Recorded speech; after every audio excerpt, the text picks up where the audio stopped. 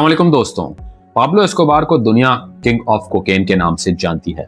वो कोलंबिया के शहर मेडिजन से उठने वाला एक ऐसा शख्स था जिसने अपनी जहानत, बेरहमी और मौका परस्ती से न सिर्फ पूरे मुल्क को हिलाया बल्कि आलमी सतह पर मंशियात की तिजारत का सबसे बड़ा नाम बन गया।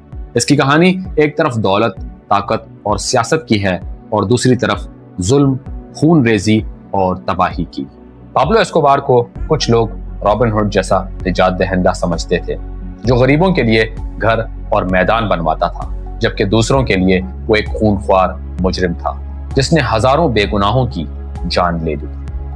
पाब्लो एमेलियो एस्कोबार 1 दिसंबर 1949 को कोलंबिया के इलाके रिवेनगिरो में पैदा हुआ और मेडिजन शहर में पला बढ़ा। इसका बाप किसान और माँ स्कूल टीचर थी। गुर्बत और नाहमवारी के माहौल में परवान चढ़ने वाले पाब्लो ने बचपन से ही गैर मामूली जुर्रत और जिद दिखाई।